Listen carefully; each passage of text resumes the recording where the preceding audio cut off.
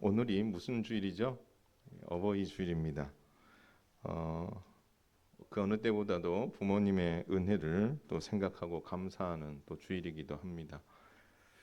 우리는 자녀들을 낳고 장성하기까지 수고의 땀을 흘렸고 또 눈물의 기도로 헌신해 주신 우리 부모님들께 감사하는 마음을 절대 잊어서는 안 될 것 같습니다. 이것을 당연하게 여겨서는 안 되는 거죠. 당연하게. 그리고 우리 주님께서는 이 부모에 대한 이런 어떤 마음들을 통해서 누구를 기억하기를 바라시냐면 하나님을 기억하기를 바라신다라는 거예요. 그래서 눈에 보이는 부모님을 공경할 줄 알아야 눈에 보이지 않는 하나님을 공경할 수 있는 거죠.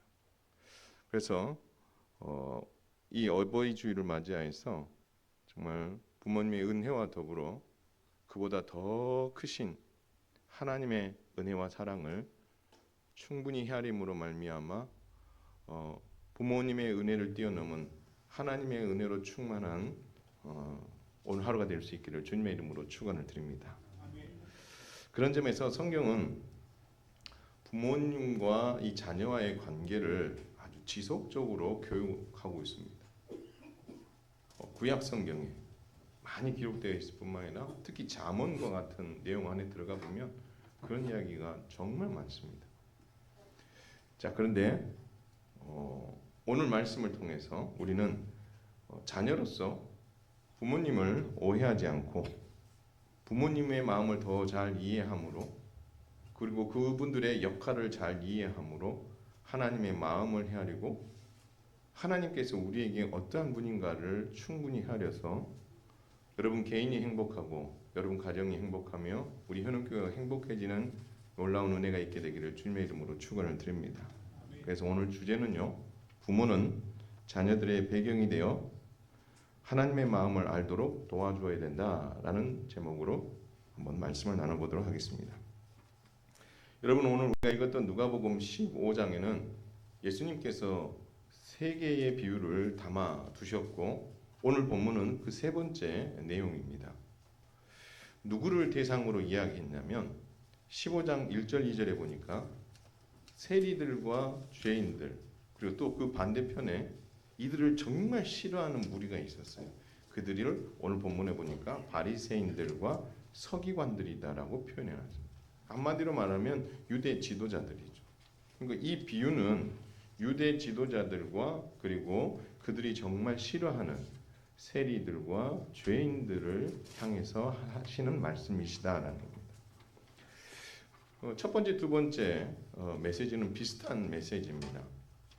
양 100마리 중에 잃어버린 한 마리를 찾은 목자 이야기 그리고 10드라크마 중에서 잃어버린 한 드라크마를 찾은 여자의 비유를 통해서 하나님께서 말씀하시고 싶은 것은 뭐냐면 잃어버린 한 마리, 잃어버린 한 드라크마와 같은 세리와 그리고 죄인들이 예수님을 믿고 돌아오는 것을 하나님이 얼마나 기뻐하시는지 함께 예수님과 식탁을 대하며 먹고 마시면서 교제하고 있는 이것을 못마땅하게 여기는 우리 세리들과 서기관들에게 그들이 돌아오는 것을 하나님께서 얼마나 기뻐하시는지를 가르쳐 주고 싶으셨던 거죠. 이게 하나님의 마음이다라고 이 비유를 통해서 말씀하십니다. 더 나아가서 예수님을 계속해서 거절하고 믿지 않고 받아들이지 않는 이 서기관들과 그리고 바리새인들, 유대 지도자들을 향해서 너희도 이 세리와 죄인들처럼 예수님을 믿고 그 복을 너희가 받아 누리면 좋겠다. 하나님께서 그 의미를 담아서 우리 주님은 이들에게 교훈하고 계셨다라는 것입니다. 근데 이거와 비슷한 맥락이 오늘 탕자의 비유, 우리가 일명 잘 알고 있는 탕자의 비유입니다. 둘째 아들이 아버지에게 찾아와서 아버지 저에게 주실 유산을 미리 좀 주시면 안 되겠습니까? 라고 이야기를 해서 그 유산을 받아가지고 타국으로 떠납니다. 얼마 못 가서 그 모든 것을 흥청망청 다 써버리고 돈이 떨어지니 돼지가 먹는 쥐엄 열매도 먹지 못하는 그런 상황에까지 놓이게 되었습니다. 그때에 누가 생각났냐면 아버지가 생각이 났어요. 아버지께 돌아가자 이 생각을 한 거죠.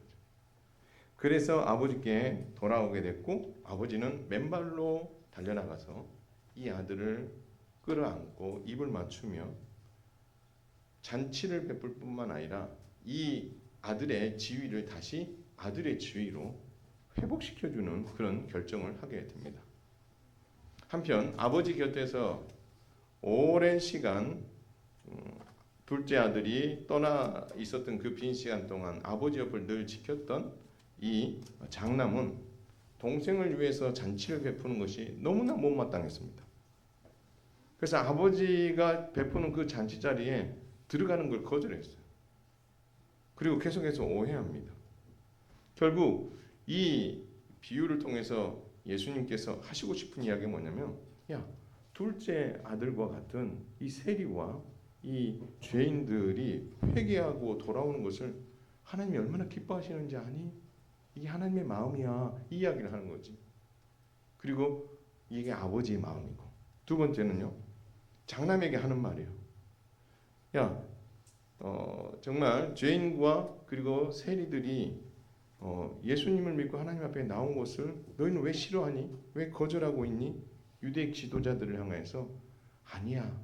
너희도 메시아를 거절하지 말고 믿고 하나님의 자녀가 되고 회개하고 돌아오는 것, 하나님이 그것을 정말 기뻐하셔. 그것을 이야기하고 싶으신 거죠.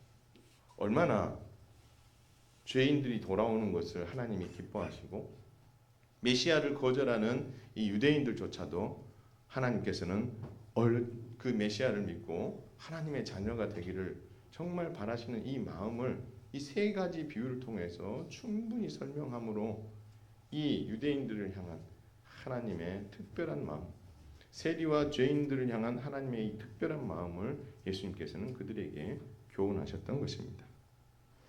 그런데 오늘은요, 이 세 번째 이 비유를 좀 다른 면으로 한번 좀 보았으면 좋겠습니다. 이 비유가 어버이 주일을 맞이하는 우리에게 두 가지 교훈을 줄 수 있습니다. 사실 오늘 이 본문은 부모와 자녀의 역할 그리고 책임을 통해서 교회와 그리고 예수님의 이 관계를 더 잘 알 수 있도록 도와주는 그런 본문이기도 합니다. 그러나 오늘 특별히 두 가지 교훈을 우리가 살피면서 어떻게 부모와 자식 사이의 관계를 그리고 하나님과 우리의 관계를 돈독히 할 수 있을지 여러분 이것을 한번 살펴보도록 하겠습니다. 그 첫째는 뭐냐면요. 비유 속에 담겨 있는 두 아들은 한번 따라서 하겠습니다. 아버지의 마음을 오해했다. 예, 아버지의 마음을 장남도 그렇고 둘째 아들도 그렇고 모두 오해했다라는 것입니다. 본문의 아버지는 아들이 두 명이 있었습니다. 근데 이 아들에게서 아버지 이 두 아들을 두고 아버지의 입장에서 봤을 때에 그들은 공통점이 있고 차이점이 있습니다. 첫 번째 그들이 가지고 있는 차이점은 뭐냐면 둘째는 아버지 곁을 떠났다는 거고 장남은 아버지 곁에 남아 있었다라는 차이점이 있는 거죠. 그러니까 이 두 아들을 아버지 입장에서 봤을 때는 한 놈은 아버지 옆에 남아 있었고 한 놈은 아버지를 어떻게 해요? 떠난 거죠. 여러분 둘째 아들이 아버지에게 찾아와서 자신의 몫인 유산을 달라라고 이야기합니다. 여러분 신명기 21장 17절에 보면 유대인의 상속법에 보면은 장남은 둘째 아들보다 2배의 몫을 준다라고 기록하고 있습니다. 그래서 장남과 차남이 있을 때에 유산의 3분의 1은 작은 아들이 받고 3분의 2는 누가 받는 거예요? 장남이 받게 되어 있습니다. 이거는 전제가 있어요. 언제냐면 아버지가 소천하셨다라는 전제하에서 이렇게 배분이 되지만 그렇지 않았을 때는 이 3분의 1이 더 작아질 수도 있다라고들 이야기합니다. 어쨌든 간에 둘째 아들은 자기의 몫을 받게 되었습니다. 사실은 이것은 법적으로는 불가능한 거죠. 그 전제가 뭐 했을 때예요? 아버지가 돌아가셨을 때라는 전제하에서 이것이 시행되는데 결국 둘째 아들은 한시라도 아버지 곁을 떠나고 규제가 없는 삶을 살고 싶어서 결국 아버지를 어떻게 해요? 설득해서 그 유산을 받아냈다라는 것입니다. 그 유산을 받아내는 과정 속에 뭐가 담겼냐면 일탈을 숨긴 채 자기 방식대로 아버지 곁을 떠나보려고 이렇게 몸부림치고 있었다라는 것입니다. 둘째 아들의 마음, 그들의 행동, 그것이 아버지 눈에는 들어오지 않았을까요? 여러분, 우리 자녀들이 뭔가 행동이 좀 어색하고 이러면 부모님들은 뭐가 딱 섭니까? 촉이 딱 오잖아요, 그렇죠? 제가 좀 뭐가 있구나 이런 생각을 하게 되잖아요, 그렇죠? 마찬가지예요. 얘가 굳이 이렇게 무리수를 둬가면서 자기 유산을 지금 내가 죽지도 않았는데 달라라고 한다라는 것은 뭔가가 있다라는 것을 아버지는 알죠. 훤히 눈에 보입니다. 그래도 때를 쓰니까 아버지는 잡고 있던 손을 놔줍니다. 그래서 그래, 네 뜻대로 해봐라. 그래서 그 법을 깨고 유산을 남겨주고 그로 하여금 알아서 하라고 내보내는 것을 오늘 본문이 말하고 있습니다. 여러분, 이때의 아버지의 마음이 어땠을까요? 모든 것이 보이는 거예요. 저렇게 가게 되면 그 끝이 어떻게 되는지 아버지 눈에는 보이는 거죠. 제가 지금 어떤 마음을 가지고 가고 있고 이것은 정말 합당하지 않다는 것을 아버지는 아는 겁니다. 그럼에도 불구하고 이 둘째 아들이 워낙 강경하게 그것을 요구하다 보니 아버지는 어떻게 해요? 아 그래, 그럼 네가 하고 싶은 대로 해라 라고 내어주는. 그래서 결국 이 둘째 아들은 아버지 곁을 떠나게 됩니다. 반대로 오늘 본문에 보니까 장남에 대한 이야기는 길게 나오지 않지만 장남은 아버지 유산을 받았습니다. 여러분 오늘 보면 보통은 이 유산을 둘째가 달라고 했기 때문에 둘째에게만 주었다라고 생각하시는 분들이 계세요. 근데요 오늘 본문에 가만히 한번 읽어보시면 12절 끝에 아버지가 그 살림을 각각 나눠 주었다라고 되어 있습니다. 그러니까 이렇게 둘째 아들이 제안했을 때 둘째 아들에게만 그 몫을 딱 떼어준 것이 아니라 이 기회에 누구에게도 주었다는 거예요? 예, 첫째 아들에게도 이 몫을 나눠 주었다라고 기록하고 있습니다. 그래서 장남은 그 자신의 유산을 받고 동생처럼 어떻게요? 아버지 곁을 떠난 것이 아니라 아버지 곁에 남아 있게 됩니다. 장남은 동생이 아버지 곁을 떠난 그 시간 동안 묵묵히 그 자리를 지키며 아버지의 명령에 정말 순종했습니다. 아버지는요 정말 고마웠을 것 같아요. 그래서 이 두 아들을 보면 아버지 입장에서 보면요 이렇게 한 애는 내 곁에 늘 끝까지 같이 있어줬고 한 애는 자기의 주장대로 뜻대로 아버지를 떠나는 그런 차이점들을 분명히 가지고 있다는 것을 알 수 있었습니다. 그런데 이 두 아들은 서로 차이점이 있으면서도 공통점이 하나 있습니다. 그 공통점이 뭐냐면 한번 따라서 하겠습니다. 아버지의 마음을 몰랐고 오해했다. 아버지가 어떤 마음을 가지고 있는지에 대해서 두 아들 모두가 다 오해하고 있었다. 아버지를 떠난 자식도 자녀도 아들도 모르고 있었고 아버지 곁에 그 기간 동안 함께 있었던 장남도 아버지의 마음이 어떠한 것인가를 모르고 있었다라는 차이점이 공통점이 둘 다 있는 거죠. 여러분 둘째 아들은 아버지의 그늘에서 벗어나고 싶었어요. 근데 사실 여러분 부모의 그늘 아래 있는 것이 큰 복이에요. 여러분 어르신들, 우리 어른들, 우리 부모님들 부모의 그늘 아래 자녀들이 있기를 바라십니까? 떠나기를 바라십니까?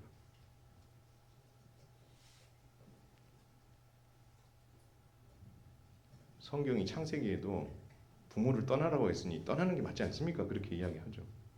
맞습니다. 경제적으로 떠나야 되고 부부가 되면 떠나는 게 맞습니다. 그러나 그러나 성경은 그것도 이야기하지만 또 한편 뭘 이야기하냐면 그 자녀들을 끝까지 뭐 할 책임?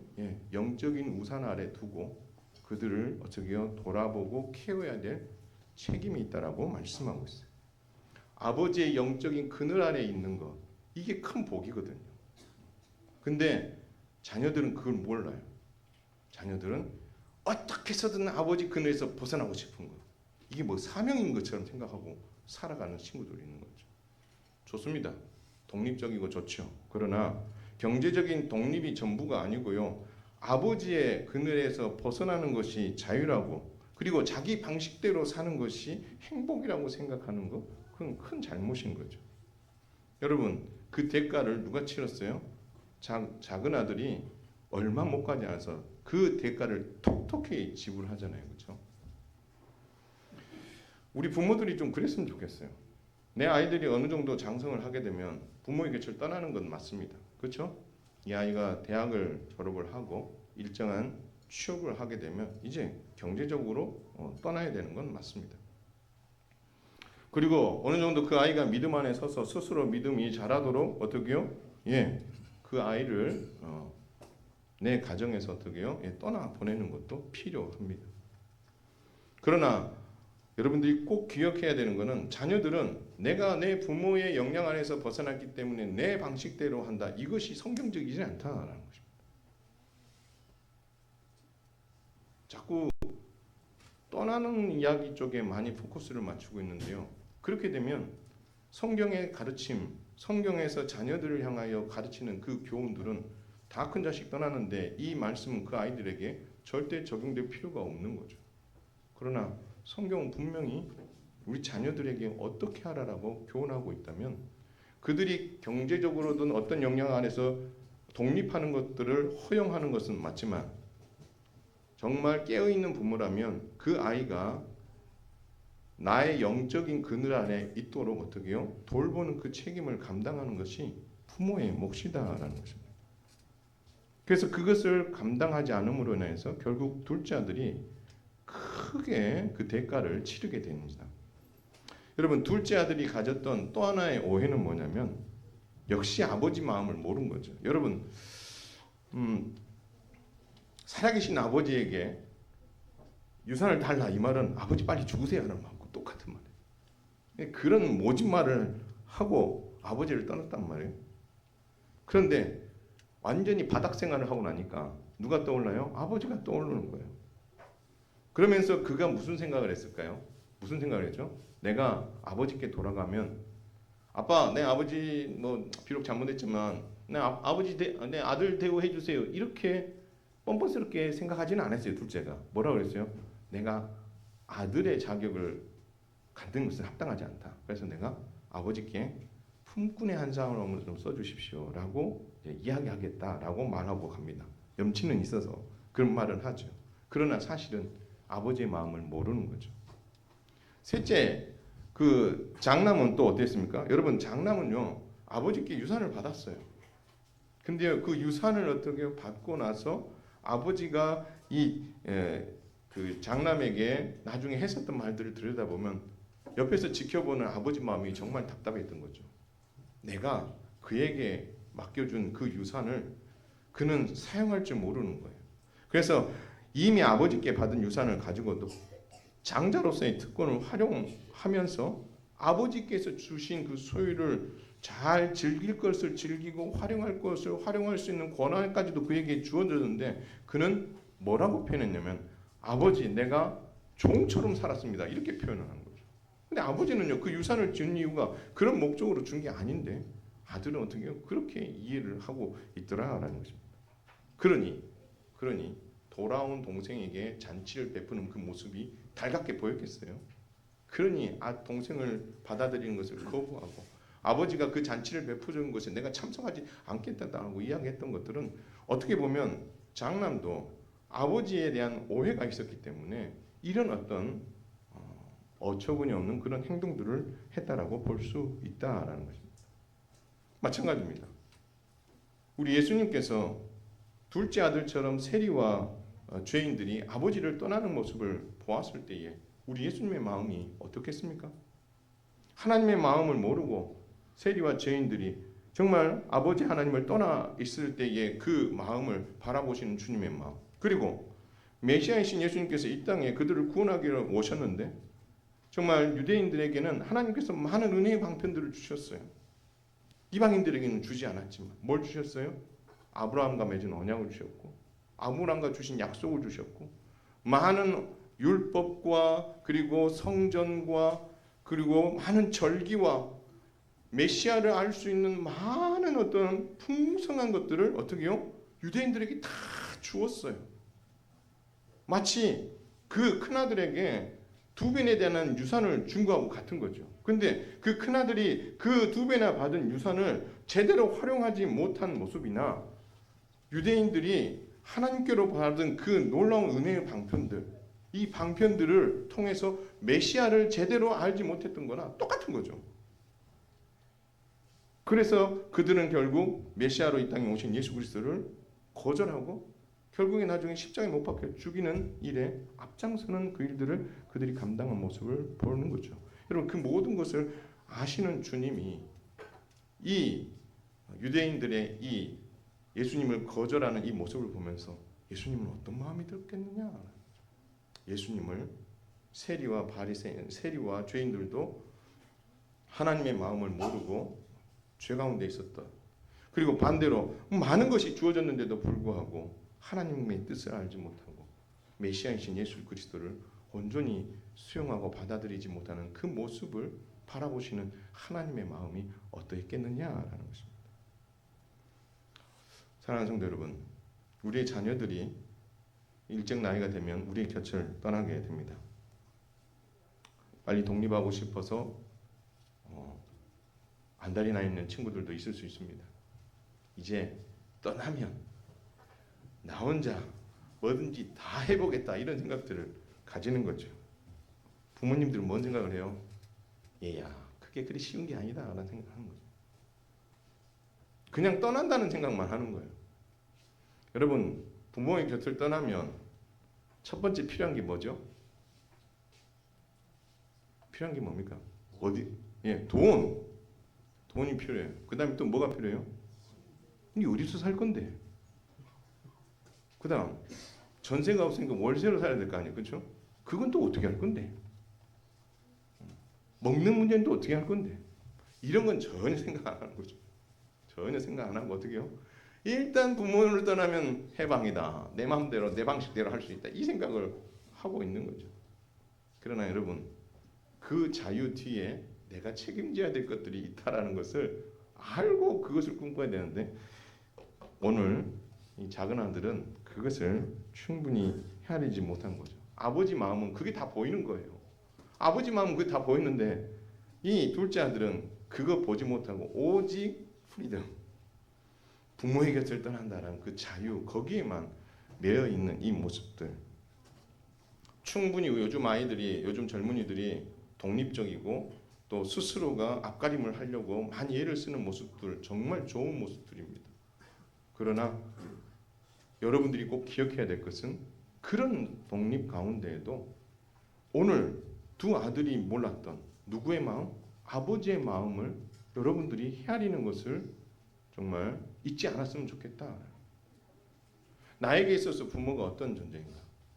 나에게 있어서 정말 어머니 아버지가 어떠한 영향을 주고 어떤 혜택을 주었고 그것이 나로 하여금 지금 내가 있게 했다는 사실을 잊지 않고 그 그늘 아래에 있는 것에 대해서 감사하고 그 그늘 아래에 있는 것이 내게 얼마나 큰 혜택을 주고 내가 스스로 설 수 있도록 만드는 큰 어떻게 동력이 된다는 사실을 우리는 잊어버리면 안 된다라는 것입니다.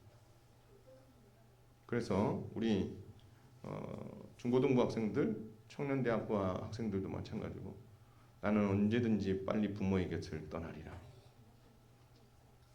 내가 믿고 싶은 신앙을 믿고 싶고 내가 가지고 싶은 것을 가지고 싶고 좋습니다. 그러나 여러분 그것이 나를 위해서 내 자신의 잠깐을 위해서는 좋을지 모르겠지만 멀리 내다보면 그것이 부모의 그늘 아래에 있는 것과 얼마나 큰 차이가 있다라는 것을 뒤늦게 깨닫기보다 부모의 은혜에 감사하고 부모의 그늘 아래 있는 것이 얼마나 복되다는 것을 하나하나 한번 짚어보면서 이것이 내가 생각하지 못했던 부모님의 마음이구나. 이것을 여러분 헤아림으로 말미암아 그 부모의 그늘 아래 있을 때에 부모님과의 관계를 더 돈독하게 잘 세우고 건강하게 자라가는 우리 다음 세대가 될 수 있기를 주님의 이름으로 축원을 드립니다. 그 다음에요, 우리가 두 번째 살펴볼 건 뭐냐면 아버지 마음이에요. 두 아들이 아버지에 대해서 오해했음에도 불구하고 아버지는요, 아버지 역할을 충실하게 합니다. 그 아들들은 아버지를 오해했지만 아버지는요, 아들을 위해서 내가 뭘 해야 될지를 아는 거죠. 그래서 그것을 어떻게 해요? 삶으로 보여줍니다. 그러므로 말미암아 하나님 아버지가 우리를 향하여 어떤 마음을 가지고 있는지를 오늘 본문의 아버지는 우리에게 보여주고 있다라는 것입니다. 여러분, 둘째 아들은요, 여러분 그 아버지가 둘째 아들을 떠나보낸 후에 이 아버지의 마음이 어땠을 것 같습니까? 아이고 속 시원하다. 말도 안 듣는데 잘 떠났다. 여러분 그렇게 생각했을까요? 예, 잠깐은 그렇게 했을 수도 있겠죠. 근데 오늘 본문에 보니까요, 아버지가 떠나보낸 둘째 아들을 항상 기억하고 있었어요. 아들은 기억했을까요? 안 했을까요? 자기 아이는 이 돈만 생각하고 아버지는 뭐 아짜도 생각 안 나는 거야. 아버지를 생각할 때는 언제였어요? 다 잃어버리고 나서 아무것도 없으니까 그때 누가 생각났어요? 아버지가 생각난 거죠. 내게 있을 때는요, 아버지가 생각이 나요? 안 나요? 생각이 안 났어요. 근데요, 아버지는요, 아들이 떠난 그 순간부터 아들이 돌아온 그 순간까지 아버지의 마음 안에는 항상 누가 있었어요? 둘째 아들이 있었어요. 여러분 오늘 20절 한번 읽겠습니다. 자, 20절 한번 읽겠습니다. 시작. 이에 일어나서 아버지께로 돌아가니라. 아직도 거리가 먼데 아버지가 그를 보고 측은히 여겨 달려가 목을 안고 입을 맞추니. 여러분 누가 먼저 발견했어요? 아버지가 먼저 발견했어요. 아직도 거리가 먼데. 여러분들 아시잖아요. 사진 막 200명, 300명 그렇게 특히 군대 가가지고 이렇게 애들 머리, 군인들 머리 싹 밀어놓고 사진 딱 이렇게 기수별로 찍잖아요.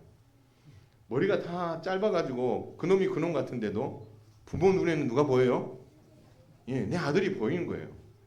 내 아들 저렇게 딱 찾아내잖아요, 그렇죠? 마찬가지예요. 떠날 때 그 위풍당당했던 그 아들내미가 지금 돌아오는 건 거의 거지 걸로 지금 돌아오고 있는데 멀리서 보면 저놈이 둘째인지 아닌지 안다 모른다? 아는 거죠.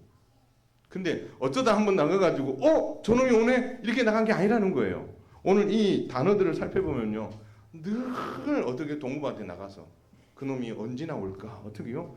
늘 기다리고 돌아오기를 바라며 살피고 있었다라는 뉘앙스가 이 안에 담겨져 있었다. 그렇기 때문에 여러분, 그 아들이 딱 눈에 들어오는 순간 딱 알아보고 어떻게요? 저놈이 내 아들이구나. 그걸 어떻게 해요? 막 뛰어가가지고 맨발로 뛰어가서 그를 안고 입을 맞추면서 그를 안는 거죠. 이것이 누구의 마음이에요? 아버지의 마음이고 부모의 마음이에요. 속 썩이는 왼수 같은 자식이라도 여러분 부모의 마음 안에는 그게 누군 거예요? 내 자식인 거예요. 내 배 아파 난 아직 아들이고 나를 힘들게 하든 어떻게 하든 그놈은 내 자식인 거거든. 아들인 거거든. 그래서 여러분 둘째는 떠났을 때 떠난 이후로 아버지를 전혀 생각 안 했지만 아버지는 어떻게요? 떠나는 그 순간부터 이 아들을 늘 어떻게요? 기다리고 있었다라는 것입니다. 두 번째, 둘째 아들이 돌아와서 아버지를 만났을 때에 그곳에서 아버지가 둘째를 어떻게 생각했는지를 그대로 보여줍니다. 여러분 아버지를 딱 보는 순간 여기 계시는 T의 성향을 가지시는 분들은 어떻게 보면 팩트를 정확하게 날리면서 너 있잖아, 니 갈 때부터 내가 알아봤다니, 응? 돈 그렇게 달라고 할 때부터 알아봤고 나한테 연락 한 번 안 하더니 내가 이렇게 될 줄 알았다 하면서 어떻게 다다다다다다다 이야기할 수 있겠죠. 여기서 그렇게 이야기할 수 있는 부모님들은 많습니다. 그런데 여러분 오늘 아버지는 어떻게 했어요? 그냥 끌어안더니 딱 한 가지 이야기합니다. 종들에게 가서 제일 좋은 옷을 입히고 손에 가락지를 끼고 발에 신을 신기고 살찐 송아지를 잡아서 잔치를 베풀라라고 이야기합니다. 여러분 이것이 아버지의 본심인 거죠. 아버지의 본심이에요. 그래서 여러분 이 아버지가 뭘 합니까? 이 아들을 보면서 이 아들이 잃어버렸던 그 모든 어떤 지위를 다시 어떻게 회복시켜 주는 거예요. 아들이 뭐라고 합니까? 와서 아버지, 내가 아버지의 아들이라 일컬음을 받기가 참 부끄럽습니다. 차라리 저를 뭐로 해주세요? 그냥 종처럼 여겨주십시오 라고 이야기하지만 아버지는 그놈은 나에게 누군 거예요? 아들인 거예요. 그래서 어떻게 합니까? 그 아들 둘째를 다시 아들의 직위로 회복시켜 주는 거죠. 근데 이것을 싫어했던 게 누구예요? 장남인 거예요. 꼴 보기 싫은 거죠. 나는 죽도록 아버지 옆에서 수고했는데 지는 가서 그냥 돈 다 쓰고 돌아와가지고 또 아버지는 또 잘 돌아왔던 것도 품어주고 안아주고 지위까지 회복시켜주니 옆에 있는 장남이 기분이 싹 안 좋았죠. 여러분 그렇다면 이 장남을 향한 아버지 마음은 어떨까요? 여러분 이런 말들이 있습니다. 제가 한번 읽을 테니까 한번 잘 들어보세요. 부모는 못해준 것만 사무치고 자식은 서러운 것만 사무친다. 여러분 이 말 좀 동의하세요? 저는 이 말을 듣고 그랬던 것 같다 라는 생각이 들었어요. 부모는 자식에게 좀 더 잘해줄 걸 이런 생각을 많이 해요. 근데 자식은요, 아빠 옛날에 나 이렇게 서운하게 했지. 이걸 어떻게 해요? 물에 새겨야 되는데 마음판에 새겨놓는 자식들이 많더라라는 것입니다. 돌아온 자식의 동생에게 베푼 이 잔치 때문에 아버지 곁에서 종처럼 일했던 그 장남은 그 생각을 하니 어떻게 해요? 막 마음이 불편한 거죠. 그래서 이 장남이 가졌던 마음이 어떻게 해요? 그 서운함이, 그 서러움이 어떻게 해요? 사무쳐 있는 것을 볼 수 있는 거죠. 그러니까 그 잔치자리에 참여하는 것을 거절하고 아버지가 그렇게 설득하는데도 불구하고 계속해서 논리적으로 따지고 있는 모습을 보는 거죠. 근데 여러분 이때 아버지가 가지셨던 마음이 뭔지 아세요? 이 마음을 이 장남이 모르니까 이 몰랐던 것 때문에 정말 아쉬운 거죠. 아버지가 뭐라고 이야기하냐면 31절에 보면 이런 말을 예라는 이야기부터 한번 읽어보겠습니다. 시작. 예, 너는 항상 나와 함께 있으니 내 것이 다 내 것이다. 아버지의 것이 다 누구 것이다? 장남 너의 것이다 라고 이야기를 하고 있는 거예요. 결국 아버지는 어떤 마음이었어요? 너 내 옆에 있으면서 내가 너에게 남겨진 그 유산 그거 내 거야 다. 내 거고 이제는 네 거야. 그러면은 너가 그것을 어떻게 해요? 잘 활용해서 많은 사람들을 유익하는 데도 쓰고 너 자신을 위해서도 쓰고 너에게 주어진 그 특권을 마음껏 누리면서 살아가기를 누구는 바랬던 거예요? 아버지는 바랬던 거예요. 그런데 아들은 어떻게 한 거예요? 장남은 그냥 아버지 옆에서 종처럼 일만 하고 있는 그 모습들 그것을 보니 아버지의 마음이 얼마나 답답했겠습니까? 결국 뭐예요? 둘째 아들도 셋째 아들도 뭐 한 거예요? 둘째 아들도 장남도 아버지를 다 오해합니다. 그런데 아버지는 어땠어요? 이 두 아들들에게 있어서 아버지다운 모습을 끝까지 보여주었다라는 것을 성경은 오늘 우리에게 이야기하고 있다라는 것입니다. 그렇다면 아버지는 장남이나 둘째 아들에게 어떤 존재였는가? 한번 따라서 하겠습니다. 부모는 자녀에게 훌륭한 배경이 되어야 합니다. 뭐가 되어야 된다고요? 배경. 또 부모는요. 언제든지 우리의 자녀들이 돌아와서 쉴 수 있는 그늘이 되어줘야 됩니다. 여러분 요즘 인기 드라마 중에 폭삭 소가수다라는 그런 드라마 보신 적 있습니까? 너무 경건해서 안 보시는 거예요. 그냥 꼭 보시기 바랍니다. 여러분 폭삭 소가수다라는 말이 제주도 방언인데 무슨 말이냐면 정말 수고했습니다 이 표현이라고 하더라고요. 여러분 여기서 이 남자 주인공이 딸에게 늘 했던 말이 있어요. 운동회 갔을 때도 이야기했고 결혼식 바로 직전에 신부 입장하기 바로 직전에도 이 아버지가 이 딸에게 했던 말이 있어요. 그게 무슨 말이냐면 수틀리면 빠꾸. 아빠한테 냅다 뛰어와라. 이 말을 합니다. 이 말은 뭐냐면 아빠가 너의 뭐가 되어주겠다? 든든한 배경이 되고 너의 그림이 그늘이 되어주겠다. 언제든지가 힘들면 누구한테 와라? 나에게 와라. 그 말을 합니다. 수틀리면 빠꾸. 빠꾸가 뭐죠? 돌아오는 거잖아요. 그죠? 수틀리면 빠꾸. 아빠한테 냅다 뛰어와. 근데 그걸 결혼식 들어가기 바로 직전에도 그 얘기를 하는 거예요. 한마디는 뭐예요? 엄마 아빠가 너의 뭐 하다는 거예요? 든든한 배경이 되어줄게. 너의 뒤에는 엄마 아빠가 있어. 언제든지 힘들면 돌아와. 언제든지 쉬고 가도 돼. 아낌없이 주는 나무처럼 내가 언제든지 너에게 줄 준비가 되어 있어. 그 이야기를 하고 있는 거죠. 사랑하는 성도 여러분, 부모는 자녀가 잘못했더라도 언제든지 회개하고 돌아올 집이 되어줘야 돼요.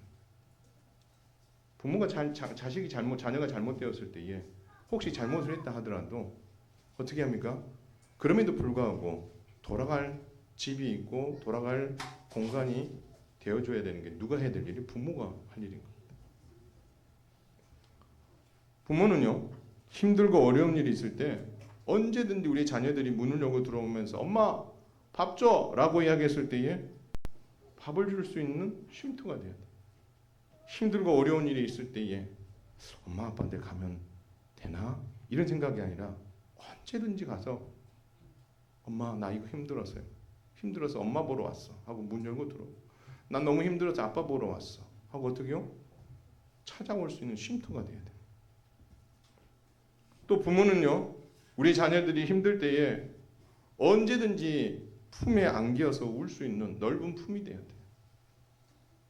니 하는 거 할 때부터 내가 알아봤다 이게 아니고요. 그 힘들고 어려운 아이들이 자녀가 부모에게 찾아와서 울고 힘들어하는 이야기를 할 때 어떻게 해요? 그 아이를 품어주고 울 수 있도록 넓은 어떻게 해요? 품이 되어줘야 되는 게 부모가 해야 될 일인 거죠. 또 우리 그리스도인들에게 한번 적용해 보면요, 우리의 자녀들이 우리 부모에게 기도 요청을 하는 거죠. 엄마, 내가 지금 이런 상황에 놓여 있어요. 엄마, 저도 기도하겠지만 엄마 아빠의 기도가 필요해요. 함께 기도로 도와주세요. 여러분, 영적인 쉼터가 부모가 될 수 있어야 돼요. 그래서 언제든지 힘들고 어려울 때에 어떻게 해요? 찾아와서 쉬고 갈 수 있고 영적으로 충전해 갈 수 있고 언제든지 내가 돌아와서 안길 수 있는 품이 되어줘야 되는 게 부모가 해야 될 일이에요. 오늘 그 아버지는 그 일을 충분히 했는 거죠. 둘째 아들이 돌아오는 그 순간까지. 장남이 오해하고 있었던 그거를 오해로 바로잡고 그 장남이 아버지의 마음을 이해하고 그 품 안에 들어올 때까지 어떻게 해요? 아버지는 그 자리를 지키고 어머니는 그 자리를 지키고 그들이 언제든지 돌아오더라도 품어줄 수 있는 그러한 터전이 되어주는 것이 부모가 해야 될 일이다라는 거죠. 따라서 사랑하는 우리 자녀 여러분, 여러분의 부모님을 우리가 왜 공경해야 됩니까?